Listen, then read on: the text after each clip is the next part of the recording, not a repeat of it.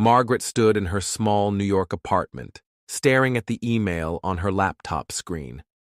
Her hands trembled as she read the words again, hoping they'd somehow change.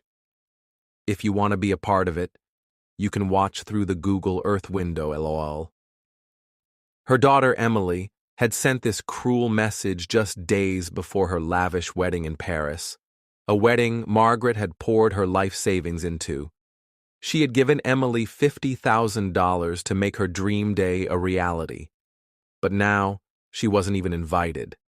The pain cut deeper than any knife could. Margaret, a 55-year-old single mother, had raised Emily alone after her husband left them when Emily was just 3. She worked 2 jobs, days as a schoolteacher, nights as a waitress, to give Emily a good life. When Emily got engaged to James, a charming but arrogant finance bro from Manhattan, Margaret was overjoyed. She wanted nothing more than to see her daughter walk down the aisle. So when Emily asked for financial help, Margaret didn't hesitate.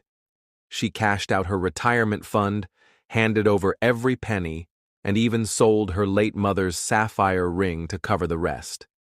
Emily had promised her a front-row seat at the wedding, a chance to finally feel like a proud mother after years of sacrifice. But now, this email. Margaret felt her heart shatter into a million pieces. She had been excluded from the most important day of her daughter's life, mocked with a suggestion to watch from afar on a computer screen. Tears streamed down her face as she sat on her worn-out couch, clutching a photo of Emily as a little girl, smiling brightly in her mother's arms. How had it come to this? What had she done to deserve such cruelty? The answer lay in James. From the moment Emily started dating him, she had changed.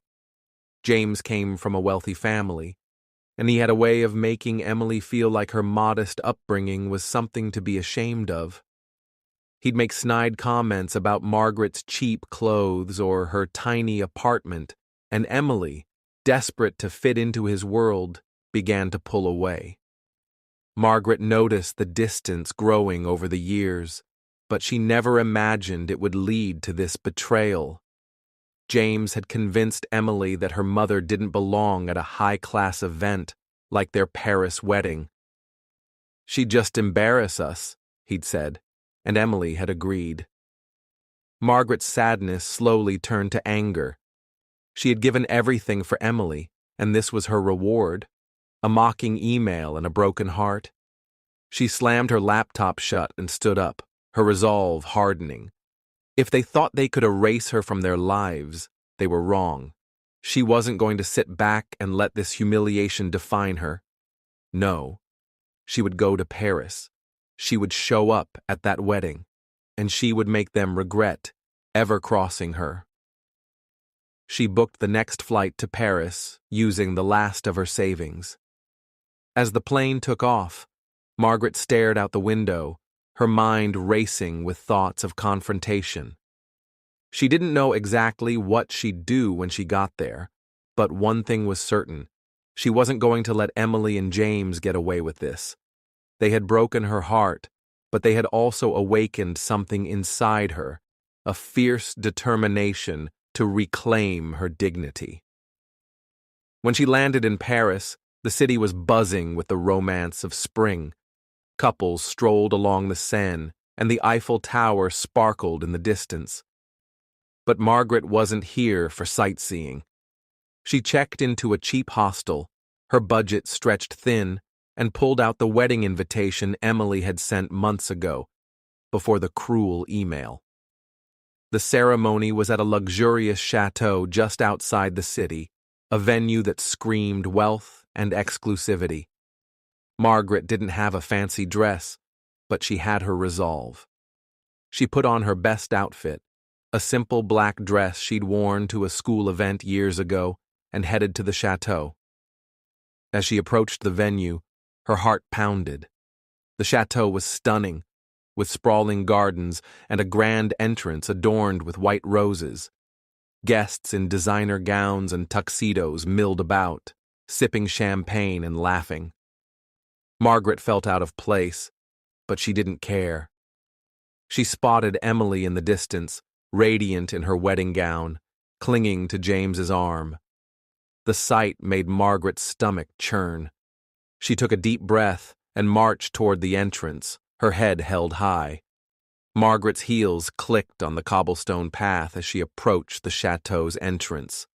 A security guard in a black suit stopped her, his expression stern. "Invitation, please," he demanded in a thick French accent.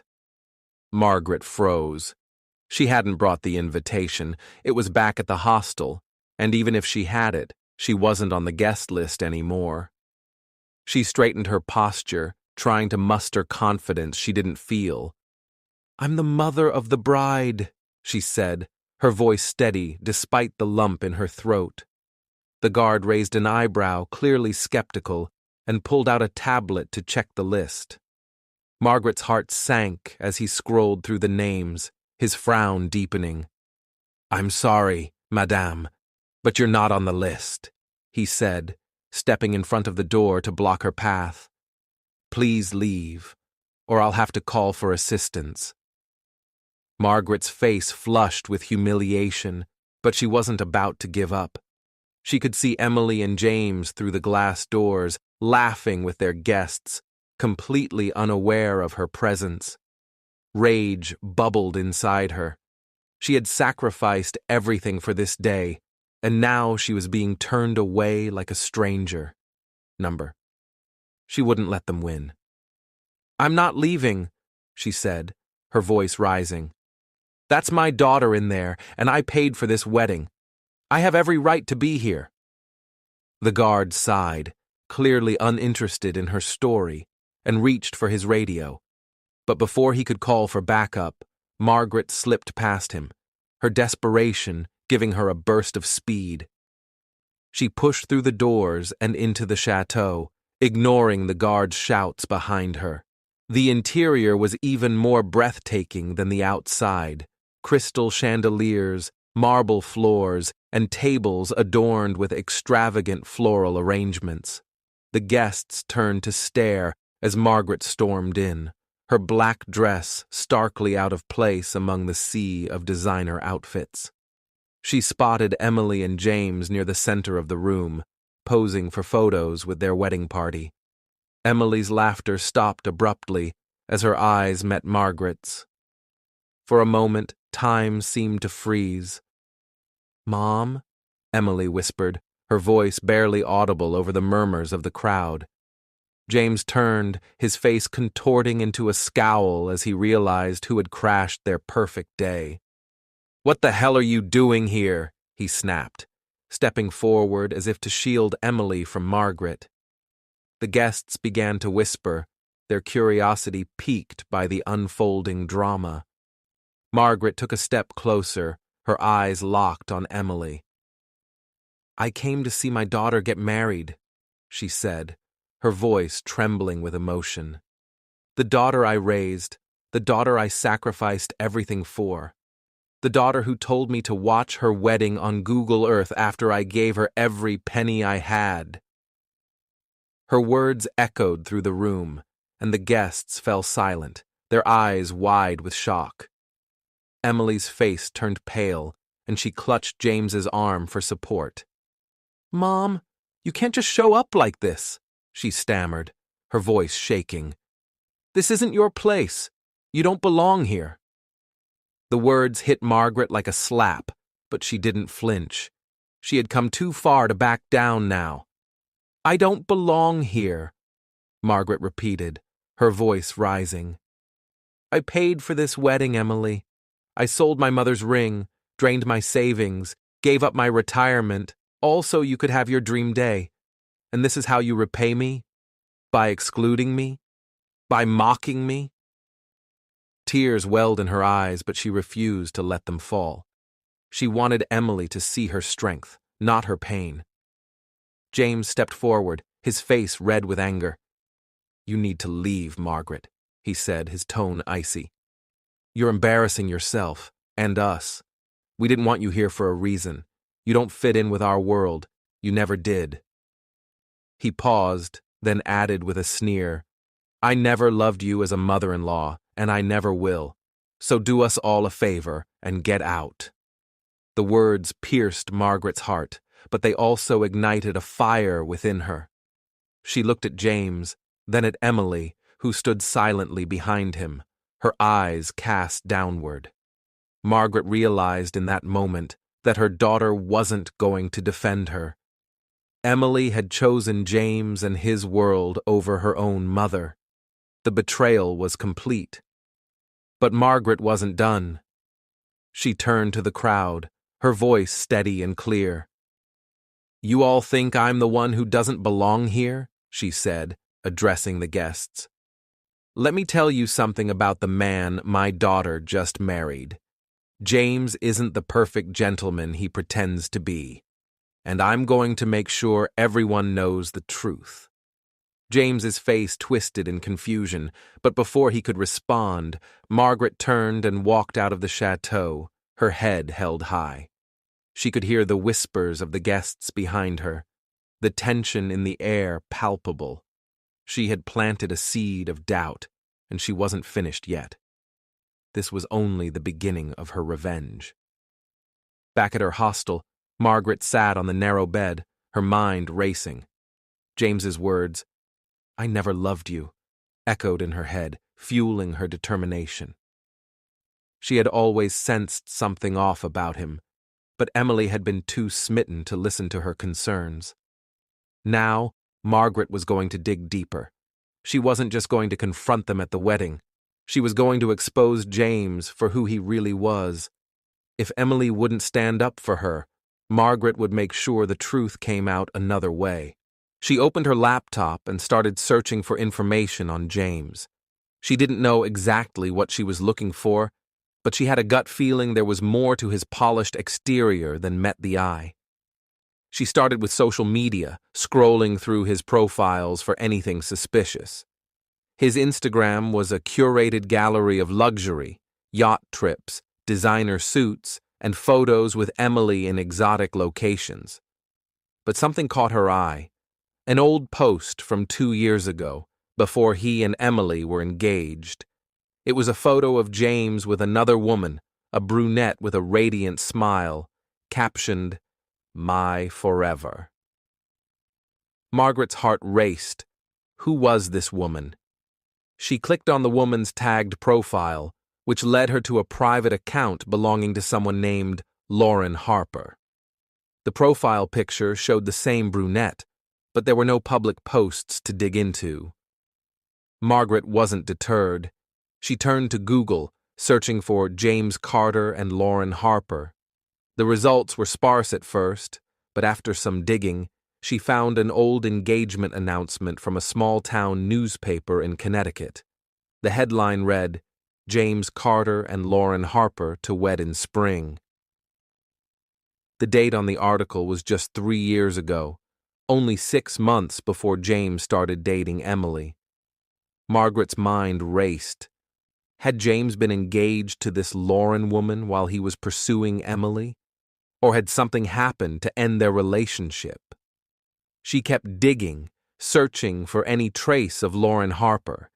She found a LinkedIn profile that matched the name, a marketing consultant based in Boston. The profile hadn't been updated in over a year, which struck Margaret as odd. Determined to learn more, Margaret created a fake email account and sent Lauren a message, posing as an old college friend trying to reconnect. She didn't expect a response, but to her surprise, Lauren replied the next morning. "Hi, I think you might have the wrong person, but I'd love to chat anyway. It's been a rough couple of years, and I could use a friend." Margaret's heart pounded as she read the message. She arranged a video call with Lauren, careful to keep her true intentions hidden. When Lauren appeared on the screen, Margaret was struck by how tired she looked. The radiant smile from the old photo was gone, replaced by a weary expression. After some small talk, Margaret gently steered the conversation toward James. "I think we might have a mutual acquaintance," she said casually. "Do you know a James Carter?" Lauren's face darkened immediately, and she nodded slowly. "Yes, I know James," Lauren said, her voice trembling. "He was my fiancé. We were together for 5 years, engaged for 1. But then, he destroyed my life." Margaret leaned closer to the screen, her heart racing. Lauren went on to explain how James had been controlling and manipulative throughout their relationship. He had isolated her from her friends and family, drained her savings with promises of a better future. And then, just months before their wedding, he'd left her for someone else, Emily. "He told me I wasn't good enough for him," Lauren said, tears streaming down her face. "He said he'd found someone younger, prettier, someone who could fit into his world. He took everything from me, my money, my confidence, my happiness, and left me with nothing.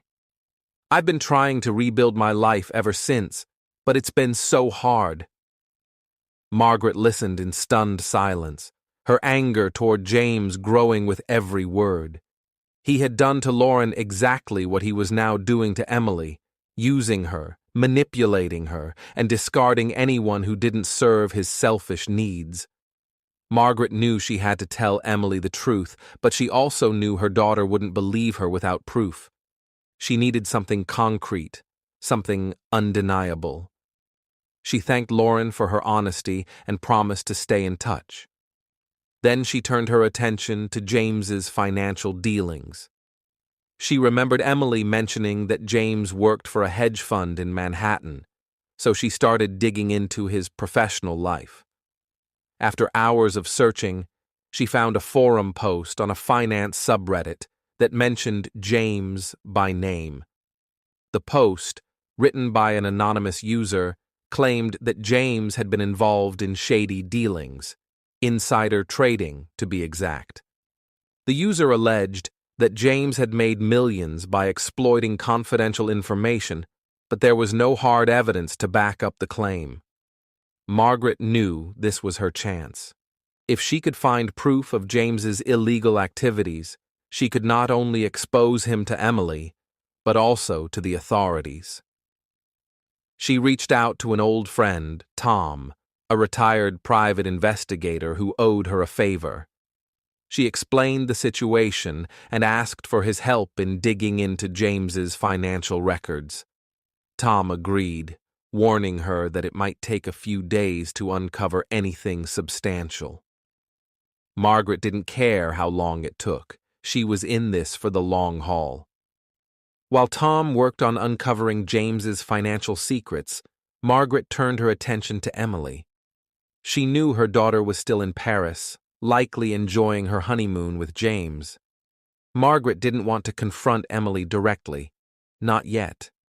She needed to gather all her evidence first, to make sure Emily couldn't dismiss her as a bitter, jealous mother. But she also wanted to plant seeds of doubt in Emily's mind, to make her question James's character before the big reveal. Margaret created an anonymous social media account and started sending Emily cryptic messages. The first one was simple. "Do you really know the man you married?" She attached a screenshot of the old engagement announcement between James and Lauren, then quickly logged out. She knew Emily would see the message eventually. She was always glued to her phone, even on her honeymoon. Margaret waited anxiously, checking the account every few hours for a response. Late that night, Emily replied, "Who is this? What are you talking about?" Margaret didn't respond immediately. She wanted Emily to stew in her uncertainty, to let the doubt fester. Over the next few days, she sent more messages, photos of James with Lauren, snippets of their past, and vague warnings about his true nature. Emily's responses grew more frantic. "Stop messaging me. I don't know who you are, but you're wrong about James." But Margaret could tell her daughter was rattled. The seed had been planted, and now it was time to water it. Meanwhile, Tom called with an update. "I've got something," he said, his voice grim. "James has been playing fast and loose with some serious money. I found evidence of insider trading, emails, bank records, the works. He's made over $10 million in the last 2 years, all of it through illegal trades. If this gets out, he's looking at serious jail time."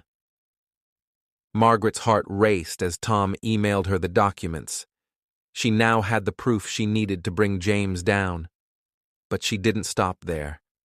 She reached out to Lauren again, asking if she'd be willing to record a video statement about her experience with James. Lauren hesitated at first, still scarred from her past, but eventually agreed. "If it'll help someone else avoid what I went through, I'll do it," she said. In the video, Lauren tearfully recounted how James had manipulated her, drained her savings, and left her broken. Margaret watched the video with a mix of sadness and determination. This was the final piece of her plan. She compiled all the evidence, the financial records, Lauren's video, and screenshots of the messages she'd sent Emily, into a single file. She then booked a flight back to New York, where Emily and James would be returning after their honeymoon. Margaret knew they'd be staying at James's penthouse in Manhattan, and she planned to confront them there.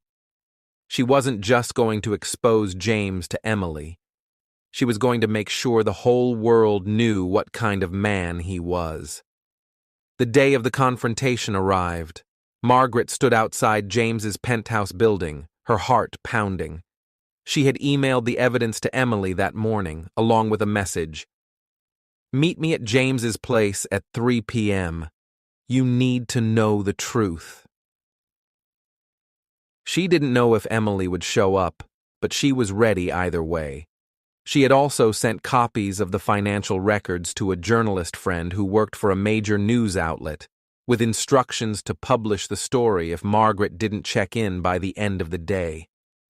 James wasn't going to get away with this, not this time. At exactly 3 p.m., Margaret knocked on the penthouse door. Her hands shook as she waited, the weight of everything she'd been through pressing down on her.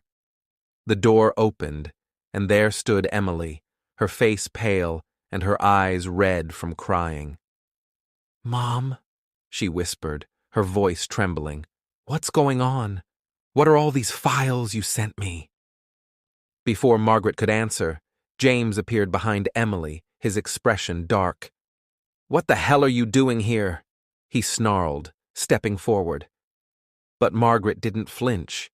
She held up her phone, showing him the email she'd sent to the journalist. "I have everything, James," she said calmly.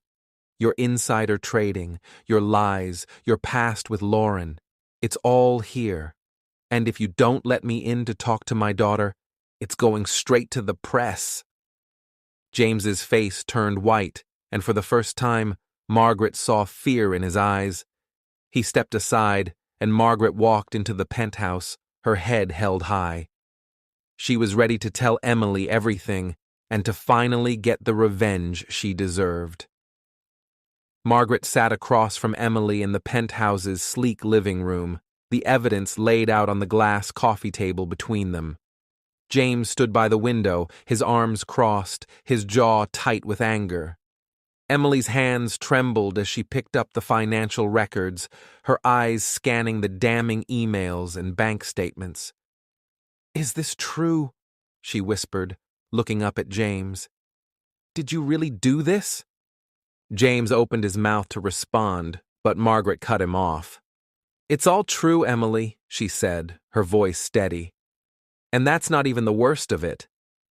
She pulled out her laptop and played Lauren's video statement.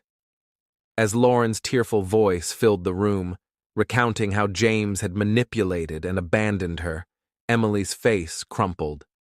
She turned to James, her voice shaking. "You were engaged to her? While you were with me?" James's facade finally cracked. "It's not what you think," he shouted, his voice desperate. "Lauren was a mistake. She couldn't handle my lifestyle, my ambitions. I needed someone better, someone like you, Emily." But his words only made things worse. Emily stood up, tears streaming down her face. "You lied to me," she said, her voice breaking. "You used me, just like you used her, and you made me push my own mother away." Margaret watched as her daughter confronted the man she'd married, a mix of pride and sadness swelling in her chest. She had come here for revenge, but seeing Emily's pain reminded her of why she'd fought so hard in the first place. She loved her daughter, despite everything, and she wanted her to be free of James's toxic influence. "Emily," Margaret said softly, reaching out to touch her daughter's hand. "I know I wasn't the perfect mother. I couldn't give you the fancy life James promised. But I gave you everything I had, because I love you. And I couldn't stand by while he hurt you the way he hurt Lauren, the way he hurt me by turning you against me." Emily looked at her mother, her eyes filled with regret. "Mom, I'm so sorry," she sobbed, collapsing into Margaret's arms. "I was so stupid. I let him convince me you didn't belong in my life. I never should have sent that email. I never should have excluded you from the wedding. Can you ever forgive me?" Margaret held her daughter tightly, tears streaming down her own face. "Of course I forgive you," she whispered. "You're my daughter. I'll always love you." The two women clung to each other, their bond slowly beginning to heal after years of distance and pain. But the story wasn't over yet. Margaret turned to James, who was now pacing the room, his panic evident. "You're not getting away with this," she said, her voice cold. "I've already sent all the evidence to a journalist. By tomorrow morning, your insider trading will be front-page news, and I'm sure the authorities will have a few questions for you." James's face twisted with rage. "You'll regret this," he spat, pointing a trembling finger at Margaret. "You think you've won? I'll make sure you both pay for this." But his threats fell flat. Emily stood up, wiping her tears, and faced her husband with a newfound strength. "We're done, James," she said firmly. "I'm filing for an annulment. I never want to see you again." James stormed out of the penthouse, slamming the door behind him. Margaret and Emily sat in silence for a moment, the weight of everything settling over them. Then Emily turned to her mother, her voice soft. "What do we do now, Mom?" she asked. Margaret smiled, a sense of peace washing over her. "We start over," she said, "together." In the weeks that followed, James's world came crashing down. The journalist published the story, and the authorities launched an investigation into his insider trading. He was arrested, his assets frozen, and his reputation destroyed. Emily, with Margaret's support, began the process of rebuilding her life. She moved back in with her mother, and the two of them spent their evenings talking, laughing, and healing the wounds of the past. Margaret never forgot the pain of being excluded from Emily's wedding, but she also found a new sense of purpose. She started a blog to share her story, hoping to help other parents and children avoid the mistakes she and Emily had made. The blog gained a following, and Margaret even wrote a book about her journey, titled The Price of a Wedding: A Mother's Revenge and Redemption. As for Emily, she eventually found love again, this time with a kind, honest man who adored her for who she was, not for what she could give him. And when she got married the second time, Margaret was there, walking her down the aisle, her heart full of pride and joy. Margaret had come to Paris seeking revenge, but she'd found something even better: a second chance with her daughter, and a future